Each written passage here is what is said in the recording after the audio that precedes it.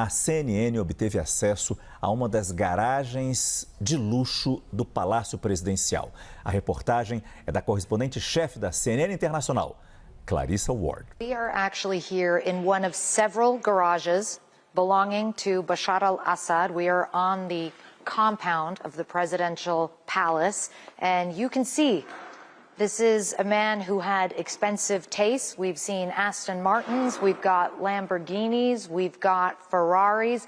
I want to add as well that we've been walking through this compound. There are many garages. We were just in a lot where there were dozens and dozens of armored cars, if you can believe that. I don't know how anyone would need so many armored cars. And I'm bringing you over here because you can see this collection of classic cars over here.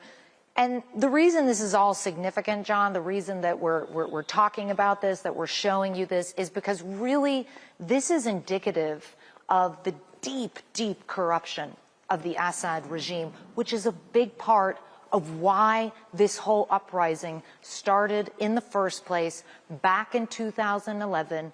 Bashar al-Assad had been ruling for some years, his father for many decades before, and the levels of corruption and greed, the opulence and the lavish lifestyle, when so many Syrians were struggling to put food on the table. You imagine, John, the last 14 years Syrians have been under bombardment. They've been tortured, maimed, kidnapped, killed. And meanwhile, Bashar al-Assad was living literally like a king, with garages full of cars, with palaces, with incredible mosaics and marble.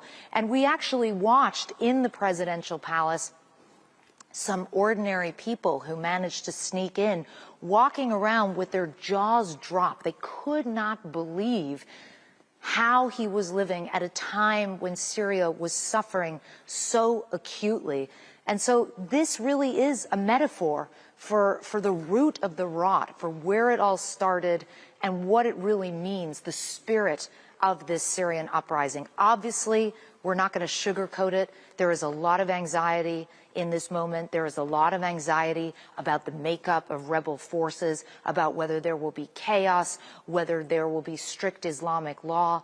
And so it's not that everybody is out in the streets celebrating, but most Syrians are united in finding these displays of wealth and opulence truly sickening and indicative of the sickness of the Assad regime.